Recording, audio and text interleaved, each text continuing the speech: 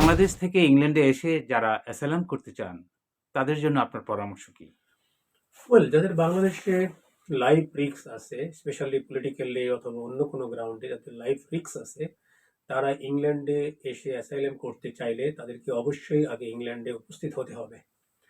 ইংল্যান্ডে উপস্থিত হওয়ার জন্য তাকে যেসব রুটগুলো আছে ইংল্যান্ডে আসার, সেই রুটগুলো যে কোনো একটা তারা এক্সারসাইজ করতে পারবে বা ওই ব্যবহার করতে পারবে। লেটস সি, তারা যদি ভিজিট ভিসা ট্রাই করতে পারে, মেডিকেল ভিজিট ভিসা বা স্ট্যান্ডার্ড ভিজিট ভিসায় তারা ইংল্যান্ডে আসতে পারে।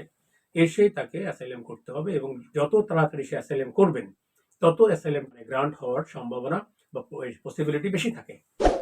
লেটস সি, সে যদি ভিজিট ভিসা আসে, তাহলে ভিজিট ভিসার জন্য তাকে অবশ্যই বিজ্ঞ লয়ার কাছে একটা পরামর্শ নেবেন এবং কি কি এভিডেন্স দেখাইতে হবে, তার ইনকাম সোর্স দেখাইতে হবে, তাকে দেশে ফেরত যাওয়ার জন্য যেই যেই মানে শর্তগুলো আছে এই শর্তগুলো তাকে স্যাটিসফাই করতে হবে। তারপরে সে যখন আসবেন, আসার পরে এয়ারপোর্টে যখন তার চেকিং হবে তখন সেখানে সে বলবে যে আমি ইন্টারন্যাশনাল প্রোটেকশন চাই বা আমি অ্যাসাইলাম গ্রহণ করতে চাই, অ্যাসাইলাম অ্যাপ্লাই করতে চাই। তখন ওখানে আপনার স্ক্রিনিং ইন্টারভিউ হবে।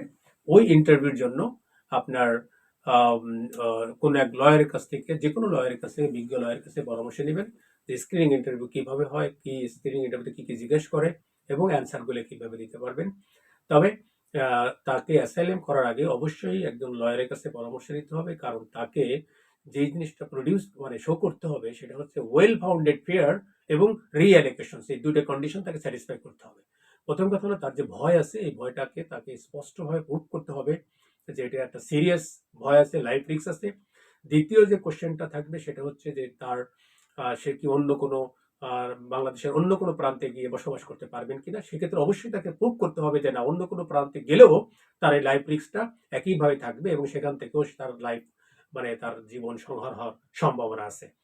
আর সর্বোপরি আরেকটা জিনিস তাকে প্রুভ করতে হবে, এই দুইটা কন্ডিশন তাকে স্যাটিসফাই করতে হলে যেসব এভিডেন্স দরকার বা হোম অফিস যেসব এভিডেন্স গুলোকে তারা হোম অফিস আপনার অ্যাকসেপ্ট করে, সেই ব্যাপারগুলোকে অবশ্যই আপনাকে কনসিডার করতে হবে এবং ওই ব্যাপারে কি কি এভিডেন্স দিলে হোম অফিস নর্মালি স্যাটিসফাই হয় সেই ব্যাপারে লয়ারের পরামর্শ তাকে দিতে হবে। ধন্যবাদ।